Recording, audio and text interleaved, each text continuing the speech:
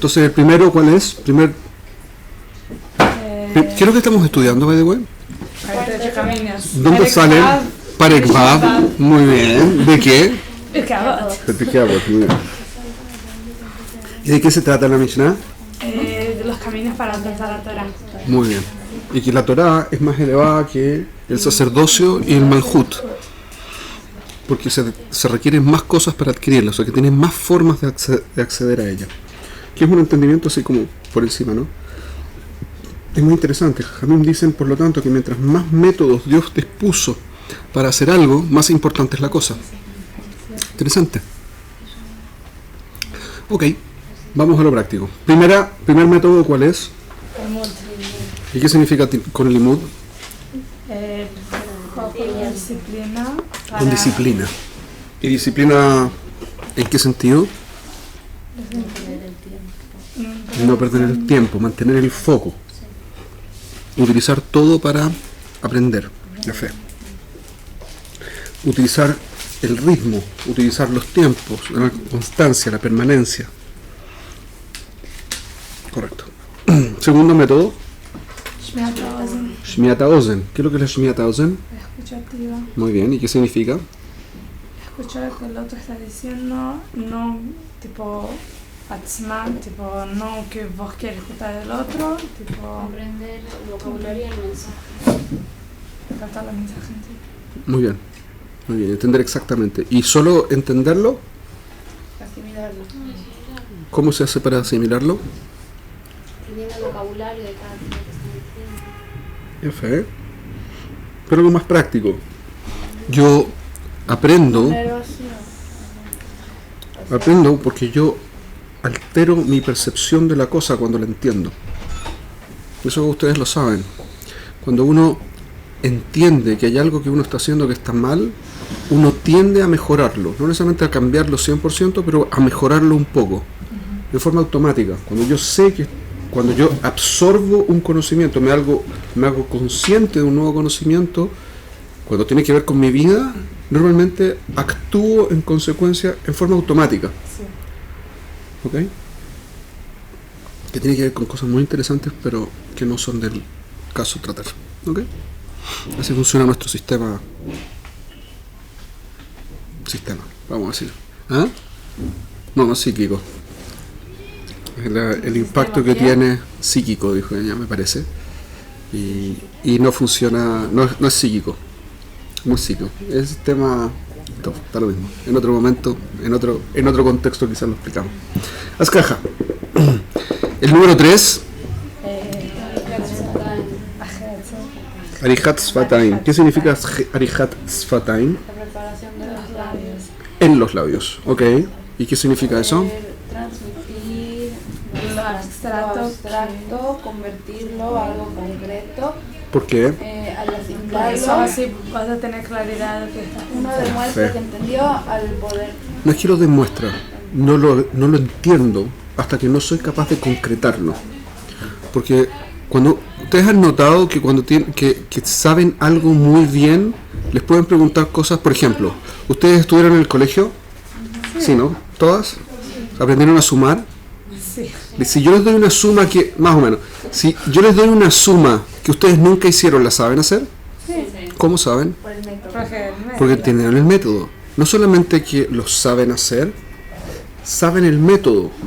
Como saben el método, lo pueden aplicar en cualquier parte donde se requiera el método. Una ecuación, lo mismo. Ecuaciones lineales. Saben perfecto cómo se hace para resolver una ecuación, porque supieron cómo hacerlo. Ahora les presento una ecuación del mismo estilo que ya estudiaron y seguro que la pueden resolver, o debiesen poder resolverla, ¿no? Yo creo que sería una excepción y una Sí, esas cosas también pasan. Entonces, cuando yo entiendo algo, lo puedo aplicar incluso en condiciones que yo nunca vi antes. ¿Ok? Cuando lo entiendo correctamente. Si no lo entiendo correctamente, o lo estudié muy poco tiempo antes, la próxima vez que nos juntemos vamos a hablar justamente de qué es lo que pasa cuando yo lo estudio demasiado rápido, ¿no? Pero cuando lo estoy estudiando, yo debiese entenderlo, y si lo entiendo soy capaz de aplicarlo. Y no otras situaciones que no son las mismas. por cuenta del concepto. Y eso es el concepto de Arihat Sfataim, que yo tengo un concepto. Se fijan, cada vez que lo hemos explicado, en cada síntesis que hemos hecho, hemos dicho cosas distintas. Y son todas del mismo concepto. Hicimos cosas distintas. Siempre he dicho cosas que son... Por ejemplo, este ejemplo de ahora, Sí, nunca lo verdad. usé. ¿Verdad? Pero ustedes saben que estoy hablando de lo mismo. ¿Por qué? Porque el concepto es el mismo, tiene múltiples manifestaciones. Eso es Arihat Sfataim. Logramos entonces. Esto para lograr. Ustedes. El tema es que ustedes tienen que hacer Arihat Sfataim, no yo. Hoy vamos a hablar justamente de este punto. Ok. Cuarto, Binat Alev. ¿Qué significaba Binat Alev? Esto tiene que ver con la parte psicológica que usted mencionaba, que no es psicológica. ¿Ok? Binat Alev, ¿qué significa? La intuición, el saber que conozco algo, aunque no pueda decir exactamente qué, ¿no? Sí. Casi, pero Puede por ser ahí. que no es, pero puede ser lo que sí es. ¿Cómo? ¿Yo sé o no sé? Sabes lo que no es. ¿Cómo sé? ¿Cómo sé? Intuitivamente lo sabes. ¿Qué significa Ya intuitivo? escuchaste alguna vez, pero todavía No. no tomaste claridad. No fue lo que dijimos. No fue lo que dijimos. Saber lo que no es te lleva a saber lo que No fue lo que... O sea, es cierto. Lo que acaba de decir es cierto. Pero no es lo que estamos diciendo. Estoy tratando de preguntar de dónde sé. Por eso lo estudiamos también. Cuando vimos el punto, estudiamos. ¿Cómo es que sé? Malaj nos enseñó a Torah antes. ¿Cómo No es sé, el malaj me enseñó? ¿Qué significa lo que el malaj me teníamos enseñó? la... No, Pero fue el midrash que yo quería. Sí, yo sí, también traje el midrash. sí, Está traje perfecto. el midrash, sí. Pero quiero saber qué significa. Antes de nacer teníamos como que aprendimos toda la Torah y cuando nacemos con ese potencial, pero tenemos que adquirirla ahora por esfuerzo, pero tenemos... Porque es como recordarlo, algo como que está dormido. sabemos- Un segundo. ¿Yo recuerdo algo que nunca estudié? No, porque Porque ya estudiamos. Porque había un ángel que me lo enseñó. Sí. ¿Qué significa el midrash? Pues lo dije. que sabemos. Cuando estudiamos yo lo dije. Recordarlo, ¿no? No sé si estaba. Que sabemos. Yo creo que pero sí estaba. No, ya no está, ya no está. Ah, No, todo. pues no está. Ah, se salvó. Eso no Se estaba. salvó, Eso no se estaba. salvó. Puede volverla a Pero solo por esta vez.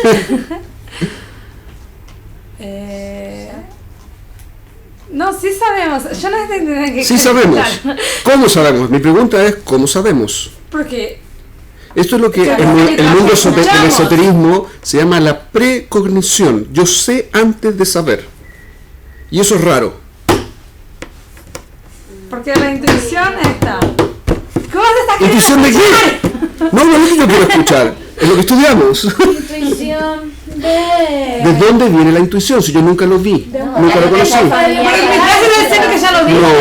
No, ustedes están siendo mecanicistas. No, no es verdad. Eso no funciona así. Les mostré en la clase que no es un tema mecánico. Dale. Dale. Díganos. El punto es que me conecto con el Emet. Es un conocimiento que viene a través de mi conexión con la espiritualidad. Es la Neshama. Es una manifestación de mi Neshama. Mi Neshama sabe. Yo me conecto con ella. Eso es todo lo que hago. En la forma práctica que esto que Esa sensación de esto está mal. Eso es mi Neshama que me está diciendo. Yo pregunté, no dije que estaba mal, yo dije que estaba bien lo que estaban diciendo. Yo pregunté por qué. Ah, Yo pregunté por qué. Y este es el punto. Mi Neshama tiene una totzá, un resultado concreto en mi día a día, que es que yo tengo la intuición de cosas que no tendría por qué tener intuición. ¿Ok? Eso tiene que ver con el funcionamiento desde el punto de vista judío del cuento. Y no es psiquiátrico. A veces sí, pero no, en general no digo. Un ejemplo en el día a día.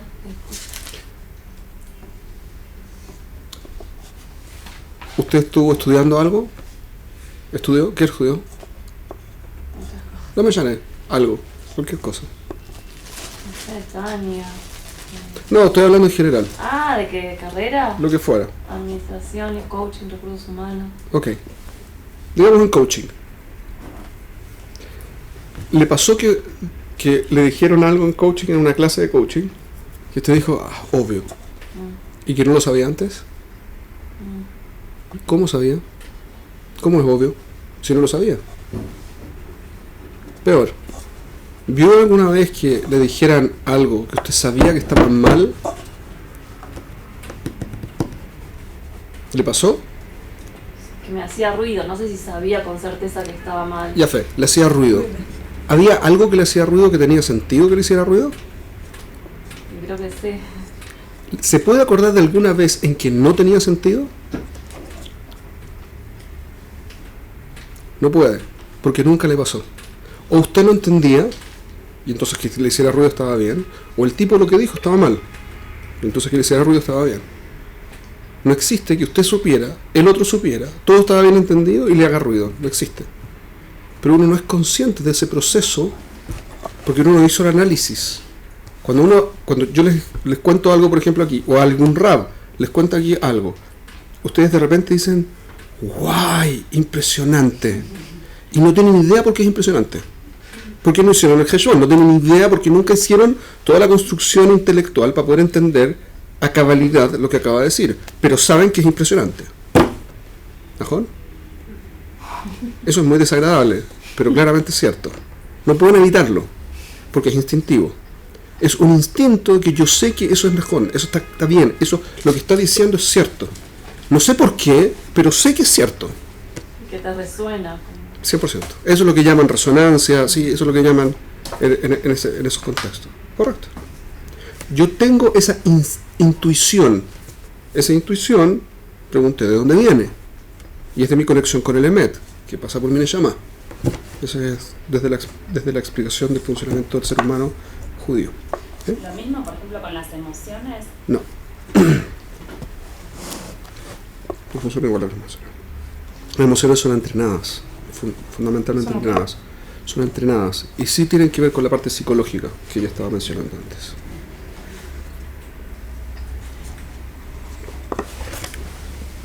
Todo. Entonces estamos en Binatalev, muy bien. Y después de Binatalev, Eimá. ¿Qué es lo que era Eimá? Terror. ¿Y por qué es tan bueno tener terror? Porque te da las herramientas para sacar tu mejor. Muy bien, porque disponibiliza todos mis recursos para que yo los pueda utilizar en forma consciente. Vamos a verlo también la próxima semana. El próximo punto, después de Ira. ¿Y qué es lo que era Ira? Sobrecogimiento. Y es esa sensación de interés que me despierta cualquier pieza de la realidad cuando la veo en su conexión con lo trascendente. Lo dije muy lindo, muy raro, pero eso es pero eso es un poco lo que vimos antes, ¿ok? Yo descubro la belleza que tiene algo, no porque eso en sí es bello, sino porque me conecto con la belleza a través de la cosa, que es una sensación de trascendencia en lo bello, también en lo interesante, también en lo impresionante de otras cosas, en el poder. Lo dijimos en ese tiempo, por ejemplo, con la sensación que uno siente cuando está frente a una montaña impresionante, recién nevada o lo que fuera, que uno está uno mira para arriba y ve una cosa impresionantemente grande que uno no es nada al lado de eso. Una tormenta demasiado fuerte, una ola gigantesca, el mar en la inmensidad. También lo vimos en términos de las cosas pequeñas, un pétalo de una flor, cuando uno se concentra en la belleza que tiene el pétalo, es muy impactante. ¿Sí? Lo que fuera, detalles también que despiertan el mismo tipo de sensación. Después de Ira, Anavá. ¿Qué es lo que es la Anavá? La humildad. ¿Y qué es lo que literalmente es humildad? ¿Y cómo lo escribimos como? La búsqueda del elemento. La búsqueda del Emet. No me interesa yo, a diferencia de del egocentrismo, que es lo contrario a la humildad. El egocéntrico, la persona que es egoísta, es una persona que se pone al centro de cualquier cálculo, cualquier cosa que esté haciendo, siempre él es lo importante. Lo que implica que en el fondo, y esto como un detalle, ¿no? Lo que implica que en el fondo tiene un problema de autoestima, porque si no, no necesitaría. Tiene un problema de autoestima estar tratando permanentemente de demostrar que yo soy top. Lo que implica que yo no soy top, a mis ojos, porque si fuera top no necesito demostrárselo a nadie. Ustedes no necesitan demostrarle a nadie que son mujeres, porque son mujeres, como vale la preocupación, Bichlal. Correcto. No es necesidad, el cuestionamiento no sería necesario. Entonces, volviendo sobre lo mismo, una persona que se saca completamente de la película y lo que está tratando de alcanzar es el objetivo real, que es el Emet. ¿Sí? Tratar de relacionarse con eso. ¿Qué genera la humildad? Liderazgo. ¿Por qué genera liderazgo? Porque la persona Porque otros quieren buscan ayudarlo el a Emet. encontrar el Porque la Emet, persona también está y buscando al mismo el Emet. tiempo llegar con él, esa persona, a descubrirla también. Dicho de otra forma, lo mismo que ustedes están diciendo, toda la gente en el fondo quiere alcanzar el Emet. Y cuando ven a alguien que tiene la certeza de cómo hacerlo y que está jugado por eso y no tiene problemas de autoestima al respecto, entonces lo siguen para llegar también, no por el líder, sino por ellos mismos. Esto es muy interesante. En el liderazgo, la persona se sirve a sí mismo. El seguidor del líder no está siguiendo al líder, se está siguiendo a sí mismo. Porque está Pero en su en su identificación con el líder quiere hacer algo y este quiere hacer lo mismo, pero no tiene idea lo que tiene que hacer y tiene muchas emociones que le impiden alcanzar su objetivo. Entonces se asocia con el líder, que es como el motor que lo lleva a aquello que él quiere alcanzar, no por el líder, por él mismo. Yo creo que lo pasa con los Jamim, sí. Pidiuk. Por eso los jajamim son líderes de nuestro pueblo, justamente. Ok, eso con respecto a Anabá. Y después, ¿qué es lo que era la Simjá? Muy bien, la autorrealización. La satisfacción de cumplir metas, que tiene que ver con la felicidad, que es la autorrealización, que es como mi sensación de yo ser la persona que quiero ser. Estoy orgulloso de haber llegado a ser quien soy. Dígame. Hasta ahora yo conseguí mirar, tipo, por qué, por ejemplo, Binat Alev viene después de Hatzfatayim, pero me hace un corte acá. ¿Por qué? Que después de la Navá le genera lo hecho de lo liderazgo y todo, a mí no, con la Simjá, tipo, cuando uno es líder segundo. hace sentido, pero con... Muy interesante su comentario. ¿Para quién está dirigida la Mishnah? La Beraita esta. Nosotros, ¿no? Para todos, Sí, no para el líder. mejor. El punto es que yo tengo que ser líder en mi vida, de mí. Yo tengo que ser mi propio líder. No tengo que seguir a nadie, tengo que seguirme a mí y asociarme a aquellos que me ayudan a yo perfeccionarme. Entonces, imagínense que usted está efectivamente persiguiendo el Emet, 100% persiguiendo el Emet, y llega a alcanzar una parcialidad de eso. ¿Cómo se sentiría? Sameach se llama eso. Lo mismo que esté haciendo, ayudando a una persona que está tipo más allá que yo, tipo. ¿Igual? Eso es la Simjá. La Simjá es la alegría y es la sensación que proviene de haber superado un desafío. ¿Okay? Esa es la alegría a la que se refiere el texto, de acuerdo a lo que dijo la Mishnah. Y en continuación, lo que genera el que yo siempre supero mis desafíos, mis límites, eso genera, y esto en coaching muy potente, porque es justamente el concepto básico, yo supero permanentemente mis límites, entonces me estoy autodefiniendo. Y ahora soy yo el que definió quién soy, así como yo quiero ser. Estoy orgulloso de ser quien soy. Esa sensación de orgullo de ser quien soy me da una potencia como persona enorme, que es lo que persigue hoy el coaching, para ayudar a la gente a alcanzar. ¿Okay? A continuación, después de la Simjá, Tahara. ¿Qué es lo que era la Tahara? Pureza. ¿Qué significa pureza? Sacar lo que no Sacar lo que no Video. Que no Y está tenía permitido. dos dimensiones. en calidad y en cantidad. Muy bien, calidad y cantidad. ¿Y qué aplica? Pensamiento, emociones, objetivos y integridad. Ya fe, Luego una integración de todo. ya fe. ¿Qué es lo que son los a nivel de pensamiento?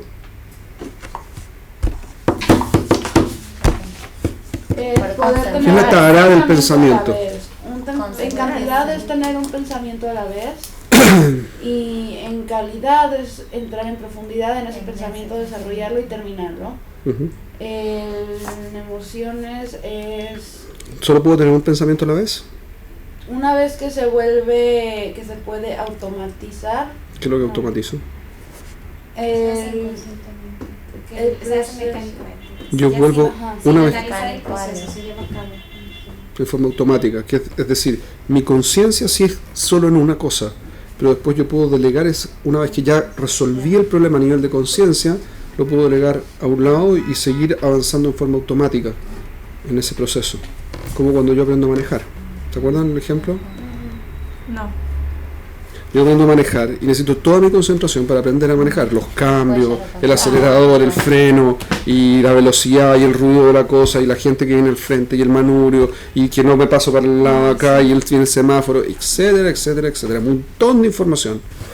Después de 5, 6, 10 años de manejar, voy conversando con alguien al lado y escuchando la radio, me suena el teléfono, no debería hacerlo, pero Demos el ejemplo del RAV con las dos respuestas. Biduk. Porque una vez que ya sabe lo que va a escribir el RAW, la parte de escribirlo es mecánico. Sí. Es insólito, ¿Cuál es el pero es RAV, mecánico. perdón? Les dije el nombre, no me acuerdo el nombre Sí, del sí. RAW. No sé. Ok, eso fue con respecto a la Tahará en pensamiento y Tahará en emoción. es darle volumen y potencializar una emoción. Y apagar el resto. Controlarlas. No es controlarlas en el sentido de O sea, hacerme sentir cosas que no siento. No, ¿Ok? pero darles volumen, porque están ahí, O apagar. hay un gran espectro. O apagar. Entonces, elegir una, elegir la que se quiere sentir y potenciarla y bajarle de intensidad de las otras. Ya, Fer. ¿Ok? Muy bien. A continuación, en objetivos. ¿Qué es lo que tiene que ver con objetivos? Tahará en objetivos. Yo creo que vamos a dejar de hacer desde el principio los repasos porque nos demoramos como la mitad de la clase solamente en el repaso. Así que la próxima vez vamos a partir un poco más adelante, ¿ok? Pero para ahora, cuando yo persigo un objetivo, si tengo otro objetivo que me está haciendo ruido, pierdo fuerza para alcanzar mi objetivo. Si yo quiero tener una buena vida, pero lo quiero pasar demasiado bien y disfruto demasiado del momento, entonces no tengo tanta fuerza para alcanzar cosas, me tengo que enfocar. Mi objetivo tiene que ser uno en particular, porque mientras más objetivos compiten al mismo tiempo, menos fuerza tengo para cumplir con cualquiera de ellos.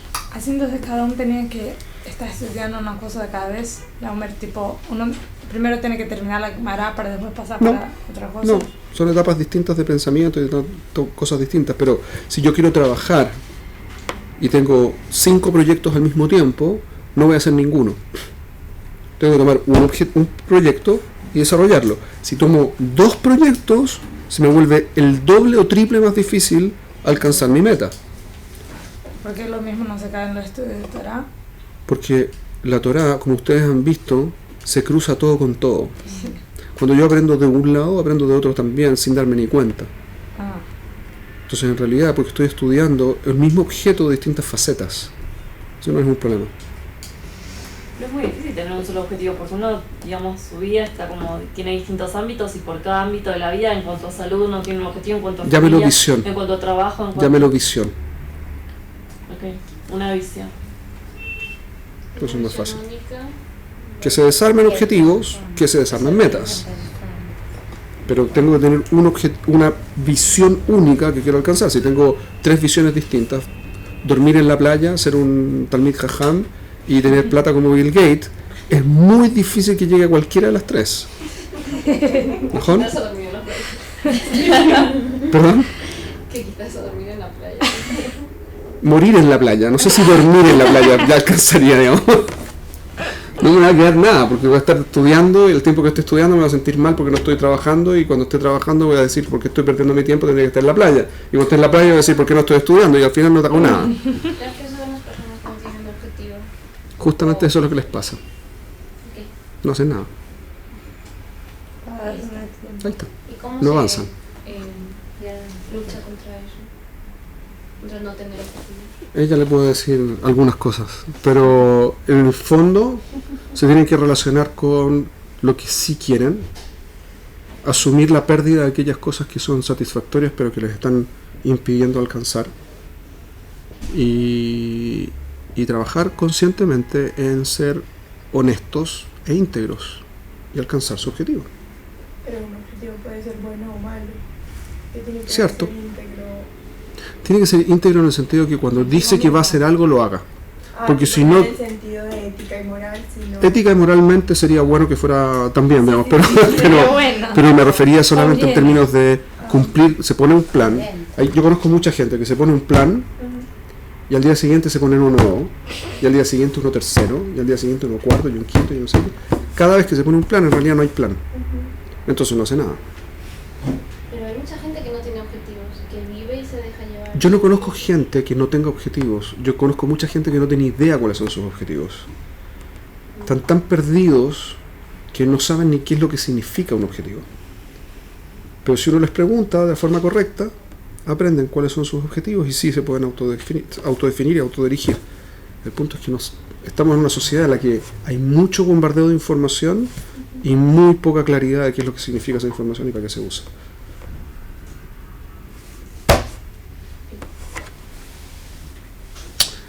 Seguimos. Estábamos entonces en Tahará de el objetivo. Y finalmente, Tahará en términos de la integridad, que todo calce. Porque si yo tengo un objetivo en una dirección y otro objetivo en otra dirección, la interacción de esos dos objetivos, aunque no estén hablando de lo mismo, me va a generar ruido en mi vida y me va a hacer no poder alcanzar alguno de los dos.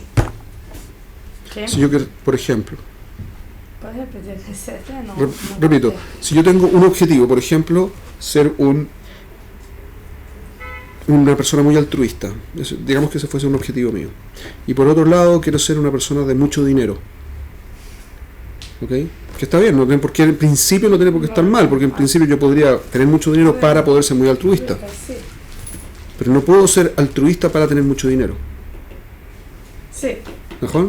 Entonces, si yo no tengo claridad y no tengo una visión común, entonces voy a poner en competencia al ser altruista con el tener dinero. Y una vez que los pongo a discutir una cosa con la otra, ambos caen. Entonces la integridad en... tipo, Hacer una palabra. un solo mapa, no tener distintos mapas en función del Una cambio de ropa, congruencia digamos. entre los objetivos. Pues. Coherencia entre objetivos, valores, visiones, etc. Eso era con respecto a la Tahará. Después de la Tahará, ¿qué teníamos? Shimush Jajamim. ¿Qué es lo que significaba Shimush Jajamim? No, Utilizarlos. utilizar a los sabios. Shimush es usar, el uso de. Shimush Jajamim es el uso de los sabios, literalmente. Pero nosotros nos referimos a eso como servir al sabio. ¿Por qué? Porque estando Aprendemos de ellos, el 24/7 comportamiento. siguiéndolos y viéndolos, se pueden aprender cosas que no se aprenden aparte de Porque la la- práctica. Porque Pero cuando una la persona práctica. actúa en función de lo que sabe, siente, piensa y vive. Entonces, de su acción se aprende tanto como de lo que dicen, y mucho más, de hecho. Y dimos el ejemplo que pasa con los niños. El padre dice: ¡en esta casa no se grita! Gracias. ¿Qué es lo que va a hacer el niño? ¡Le voy a gritar a todo el mundo!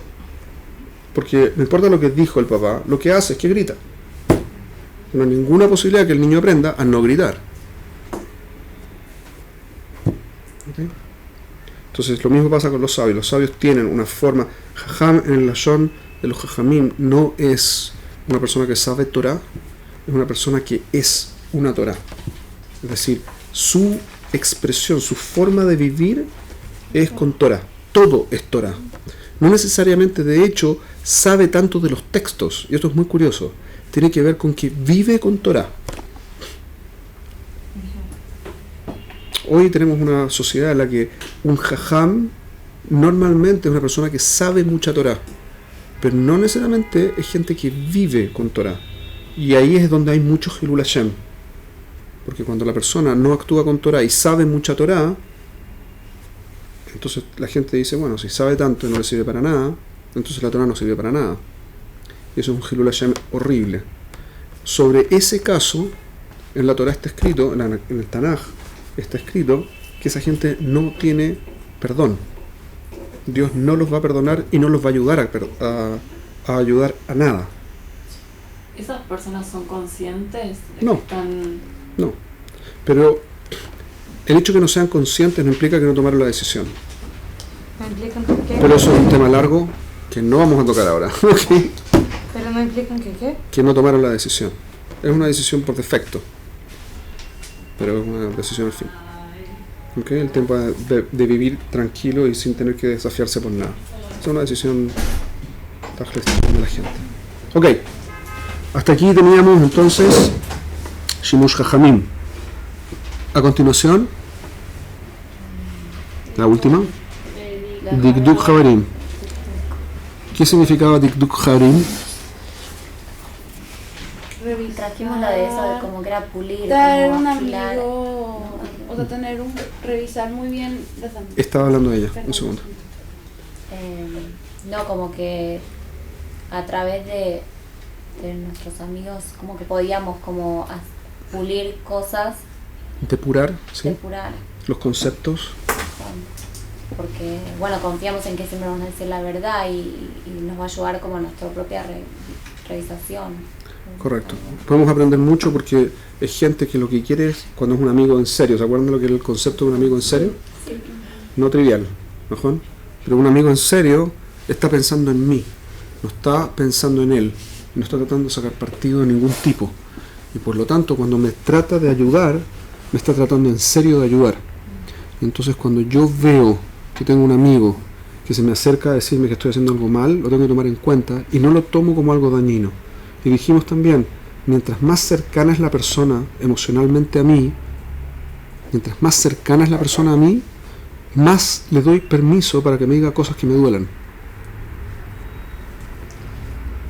Porque eso tiene que ver con que yo estoy dispuesto a ser vulnerable cuando veo que el otro me quiere.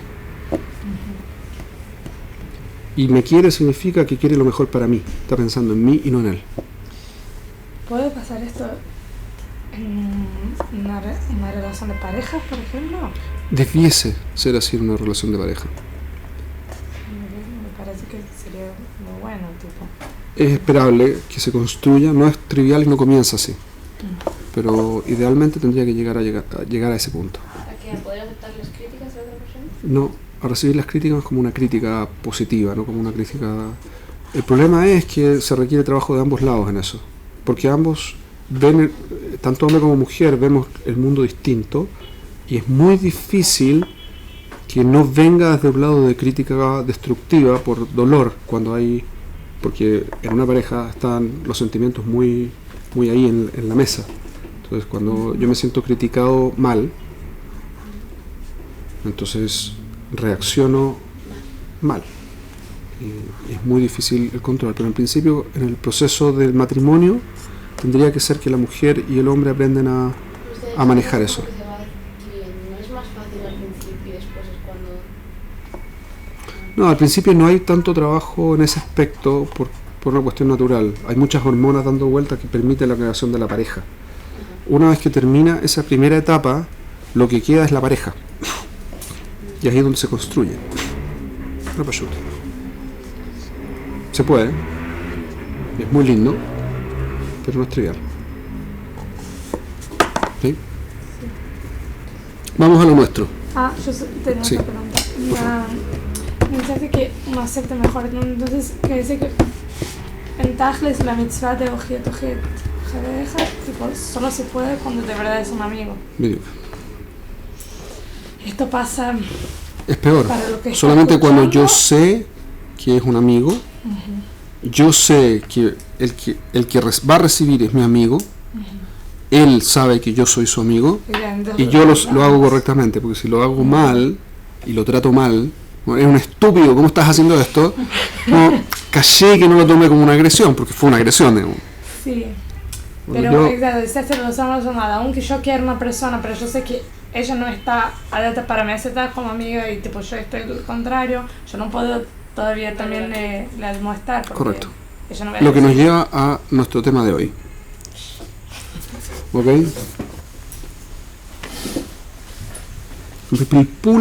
Bepilpul Talmidim es el lashon de hoy. Nos quedan 15 minutos. La verdad que fue Pilpul Talmidim. La verdad es que no es mucho el tiempo que me quedó. Tendríamos que haber hecho, como les digo, la próxima vez no vamos a hacer tanta síntesis. Nos hicimos casi 40 minutos en repasar los 12 pasos anteriores. Así que, ¿qué es lo que es Pilpul? Le palpel, ¿qué significa? ¿No? Tipo como lo que se usa en la Guimara, un poco de preguntas y No solamente en la respuestas, Guimara ¿no? se puede hacer, correcto, preguntas y respuestas. Cuando uno está repasando, está estudiando, la forma de hacerlo es enfocarse en los detalles de lo que está diciendo. Vamos a decir así, cuando uno habla en términos generales de cosas, entonces tiene una noción de lo que está diciendo, pero no tiene claridad de lo que está diciendo, ¿correcto?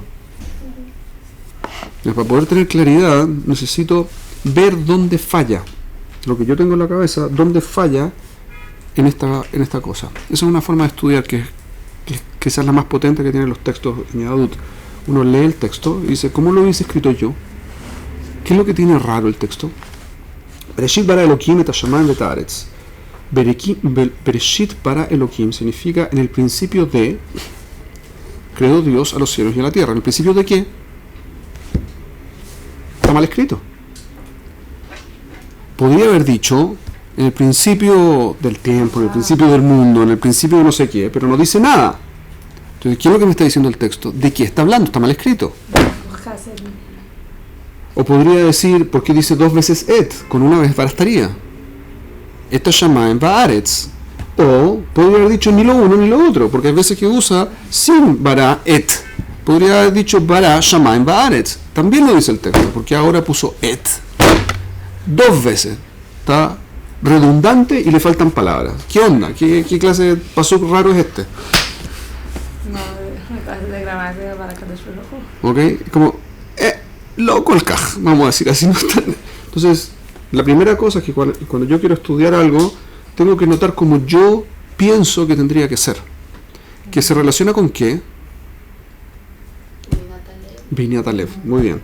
Entonces, cuando yo, lo primero que tengo que hacer es que leo un texto y ver qué pienso yo.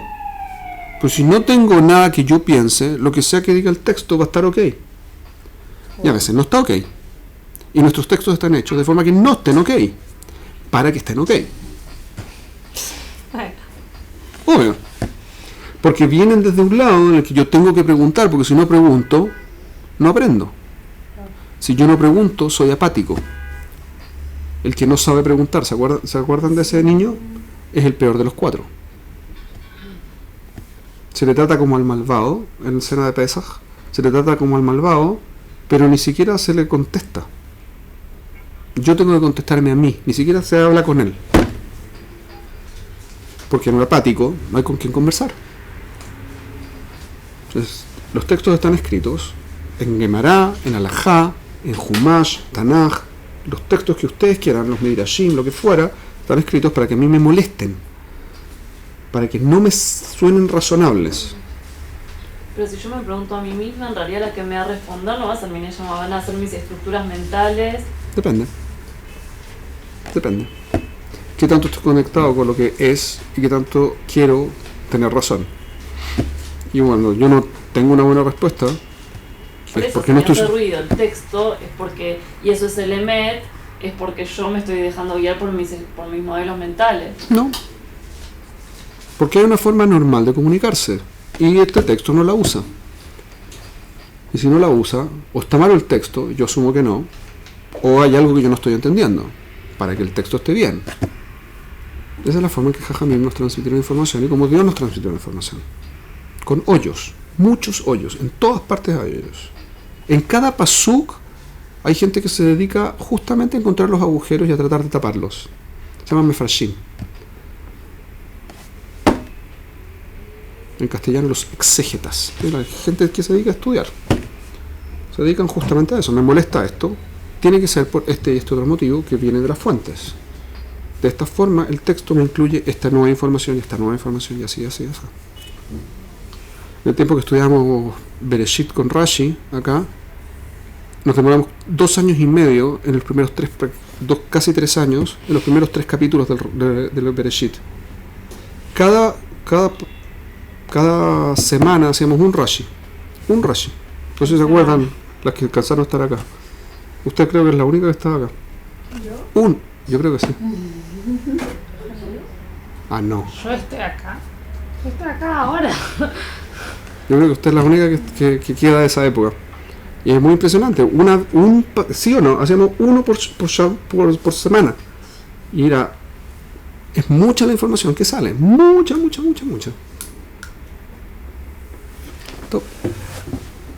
Entonces, Pilpul Talmidim significa lo siguiente. Cuando está escrito la Mishnah, que en Avot dice que Rebuda dijo: mucho aprendí de mis maestros, más de mis amigos, pero de los que más aprendí fue de mis alumnos. ¿Por qué? ¿Y cuál es el foco de este punto, por lo tanto? De mis maestros yo aprendo. ¿Cómo aprendo de mis maestros? Te enseño. Ellos dicen cosas y yo las aprendo. Yo veo que hacen cosas y yo las aprendo. ¿Por qué eso es menos que lo que aprendo de mis compañeros, que fue el paso anterior? ¿Sí? Bediuk Habenim es justamente lo que dijimos antes, ¿correcto? El paso anterior. Entonces, lo que mis maestros, ¿sí? Shimush Jajamim, lo que mis maestros me enseñan es menos que lo que aprendo de mis pares. ¿Por qué? Porque a veces ves como semejanza. Tiene que ver con... Probablemente tiene mucho que ver con la semejanza. Yo creo que tiene mucho que ver con la semejanza. Pero Menastam, cuando un maestro transmite una cantidad de información dirigida, específica. No transmite todo.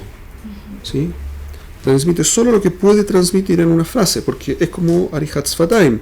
Hay un concepto que quiere transmitir, pero no puede transmitir el concepto porque es un abstracto. Lo tiene que volver concreto.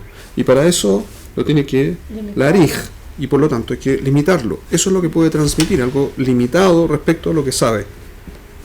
Respecto de eso, por ejemplo, Rabbi Shimon Bar Yochai dijo al final de sus días que lo que él había enseñado de Zohar y de todo lo que había enseñado era como una gota del océano que le había enseñado Rabbi Akiva.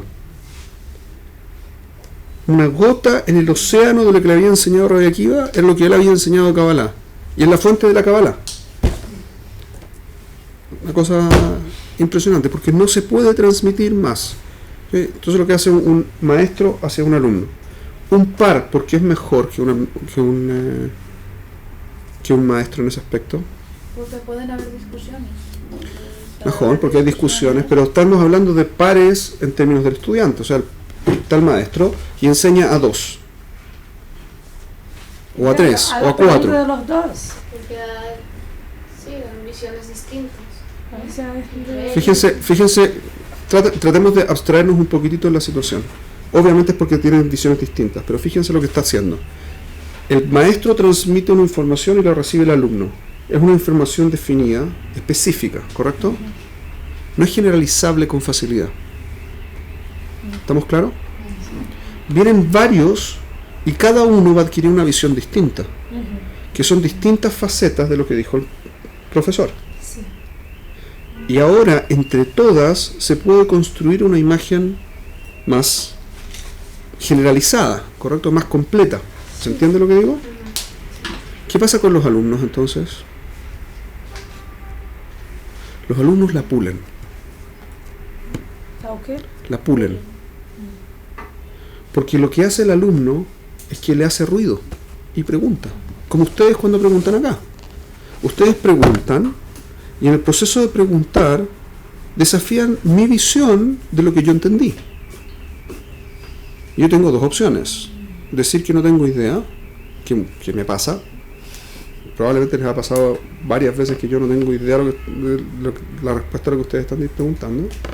O que yo tengo que hacer mezclas para entender desde otro lado y se genera una relación entre conceptos a que yo no hubiese tenido acceso si no es por la pregunta. conozco este concepto, con este otro concepto, y la pregunta es el link. Entonces ahora la generalización, el Rab enseña una idea, los pares completan la idea, pero como idea única. Vienen los alumnos y cuestionan y generan conexión entre distintas ideas y crece completamente la matriz de lo que uno está estudiando. ¿Se explica me explico visualmente lo que estoy tratando de transmitir? Sí. Claramente es mucho más potente el análisis que se hace cuando uno enseña que cuando uno aprende. También está escrito, aparte de que está escrito, voy a traerlo desde conocimiento laico, que es que cuando uno está en un salón de clases, si uno no es activo en el proceso del aprendizaje, aprende a lo más un 20% de lo que se está diciendo, un 17% de lo que se está diciendo en clases. O sea, de todo lo que ya hemos dicho en estas 2 horas clase, entre la primera y la segunda, con suerte, si no están siendo activas mentalmente, con suerte, de 120 horas, van a tener más o menos unas 25 minutos, de 120 minutos, más o menos 25 minutos de clases reales. El resto lo perdieron. Horrible. Afortunadamente, ustedes son varias. 25 minutos de una no son los 25 minutos de la otra. Entonces, entre todas, pueden armar una estructura. Pero para eso tienen que trabajar en equipo. No necesariamente eso funciona. No necesariamente eso funciona, pero eso es parte del concepto. ¿Hasta aquí se entiende por encima? Continuamos entonces así. ¿Cuál es el foco entonces de esta parte de la Beraitá?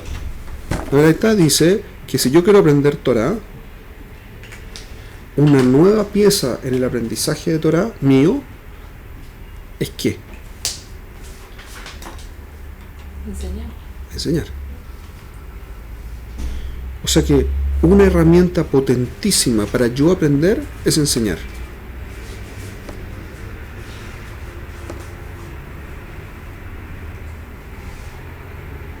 Si yo quiero aprender bien algo, anda y enséñalo. Caché. Sí, ponen en una situación que todo Talmid Jajam, entonces en el final tienen que ser Rav.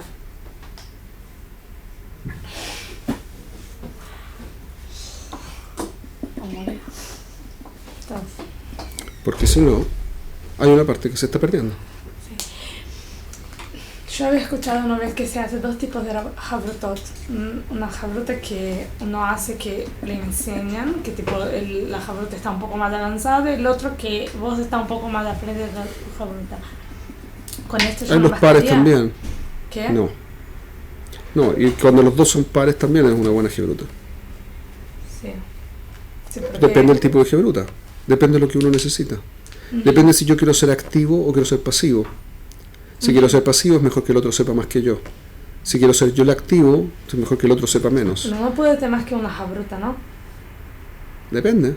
En Alajá se puede tener una, en Gemara en otra, Humash otra, Sí. de Jule. Ah, entiendo. Guay. Tener una única Habruta para todo en la vida No. es el ideal del mundo, Sí. pero es tremendamente desafiante. Tremendamente desafiante. Yo he tenido montones de Hebrutot y las buenas Hebrutot que yo he tenido, si las hubiese tenido en todos mis ámbitos de estudio y de aprendizaje, Me ha crecido. no sé si hubiese podido. Porque se requiere mucha integración, una apertura muy grande, y es muy difícil con alguien que no sé cuánto tiempo voy a estar con él. Un par de meses, Ulay Unzman, Ay. caché. Porque es como abrirse completamente. Mientras más ámbitos está estudiando con uno, más uno está abierto Sí. y es más desafiante, emocionalmente también. Sí. Entiendo. Pero dejando eso de lado, volviendo a lo nuestro. Hay una pregunta, ¿no? No, ok. Entonces, volviendo a lo nuestro, el tema es fundamentalmente que yo tengo que enseñar. Entonces tenemos que definir bien qué es lo que significa enseñar. Lo que estamos haciendo aquí, es enseñar. ¿Yo les estoy enseñando a ustedes? Pues sí. No necesariamente. Simultáneo, ¿no? Depende. También.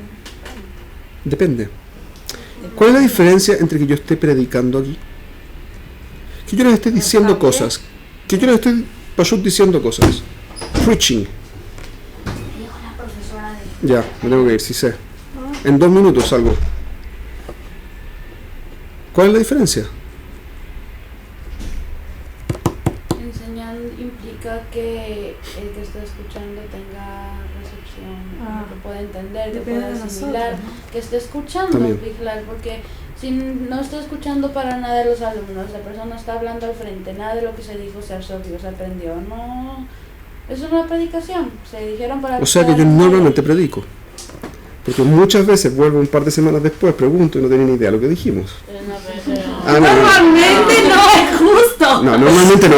Pues de hecho caminos se han destacado impresionante, cola acabó la gente. No, pero muchas veces pasa que cosas que preguntamos no están, ¿no, Juan? Sí.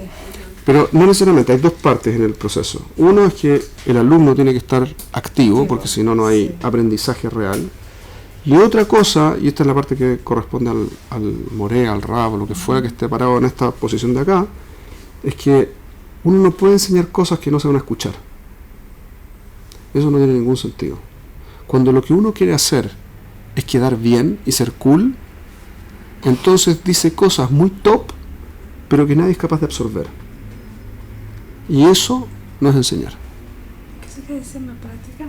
Significa que si yo les viniera a hacer una clase de algo que fuese demasiado, no tengo idea, demasiado de Guemará, no tengo idea qué, o de Kabbalah rara, no sé qué historia, y ustedes dijeran, guay, qué lindo, y salieran afuera y yo les preguntara, a ver, acabamos de terminar la clase, ¿qué fue lo que dije?